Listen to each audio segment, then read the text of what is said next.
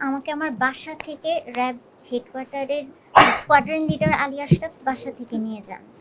বাসা থেকে নিয়ে যাওয়ার পর ৫ দিন আমাকে র্যাব হেডকোয়ার্টারে আটকে রাখা হয়। তো ৫ দিন আটকে রাখার পর 6 ডেতে র্যাব হেডকোয়ার্টার থেকে আবার র্যাব 4-এ পাঠানো হয়। র্যাব 4-এ অ্যাডিশনাল এসপি মোহাম্মদ আখতারুজ্জামান, উনি তখন সিনিয়র এসপি ছিলেন। উনি আমাকে চোখ বেঁধে মাইক্রোতে করে কোনো একটা জায়গায় নিয়ে যান। পরে আমি জানতে পারি ওটা মিরপুর 1। তো ওখানে নিয়ে গিয়ে উনি মাদক সহ আমাকে ভিডিও করেন। আর এরপর আবার আমাকে র্যাব হেডকোয়ার্টারে নিয়ে যাওয়া হয়। ওখানে গিয়ে আগেই বডি মেজারমেন্ট নিয়ে রেখেছিল ওরা, যখন বাসা থেকে নিয়ে গেল।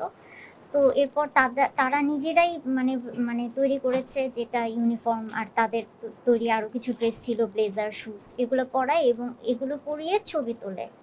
এগুলো পরে ভিডিও ছবি এগুলো তোলার পর তারপর 1 আগস্ট 2021 তারপর বিকেলে কাউরান বাজার এক মিডিয়া সেন্টারে নিয়ে গিয়ে প্রেস ব্রিফিং করে কমান্ডার খন্দকার যে ওই দিনই সকালবেলা আমাকে মাদক সহ এবং সব পেপারস যা যা ছিল সব কিছু নিয়ে আমি মিরপুর 1-এ ছিলাম মাদক পাচারকারী দলের সাথে। মানে আমাকে প্রেজেন্ট করা হয়েছে মাদক ব্যবসায়ী, তারপর ওখান থেকে অ্যারেস্ট করা হয়েছে 6 ডেতে।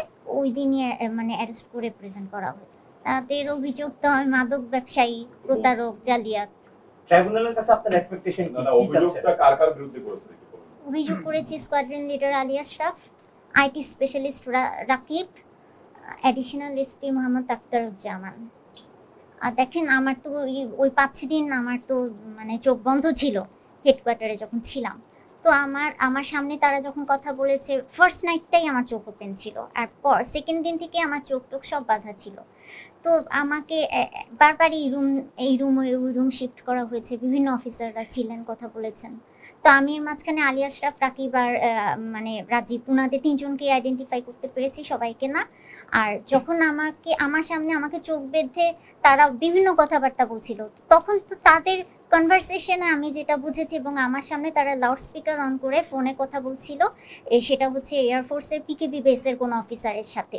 সেটা হচ্ছে আমি এমবিবিএস পাস করার পর কিছুদিন ওখানে মেডিকেল অফিসার হিসেবে ছিলাম, যেটা কিনা তারা 2021-এর প্রেস ব্রিফিংয়ে একটা জিনিস উল্লেখ করেছে যে আমি একটা সরকারি সংস্থায় কর্মরত ছিলাম, ওখানে অনৈতিক কাজের জন্য আমাকে নাকি ডিসমিস করা হয়, যেটা সম্পূর্ণ মিথ্যা। আমি কিন্তু নিজেই চাকরি ছেড়ে দিয়ে আসছিলাম, কারণ এনভায়রনমেন্ট ওখানে ভালো ছিল না, যে ঠিক মনে হয়নি, ওখানে অ্যাডজাস্ট করা আমার পক্ষে সম্ভব ছিল না। প্লাস আমার পোস্ট গ্রাজুয়েশন করতে হবে, আমি বাইরে চলে যাবো, লাইসেন্সিং পরীক্ষা দিব, অনেক প্রেশার।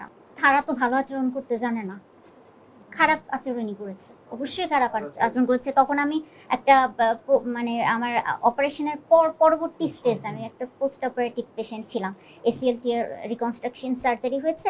তো যখন আমি বললাম যে না আমি একটা পোস্ট অপারেটিভ পেশেন্ট, আমি তখন সিঙ্গেল ক্রাচ ইউজ করে হাঁটতাম। তো আমাকে কাজটাও নিচ্ছি যে আপনাদের পুরো ডিপার্টমেন্টে কি একজন লেডি অফিসারও নাই যে আমার সাথে কথা বলতে পারে?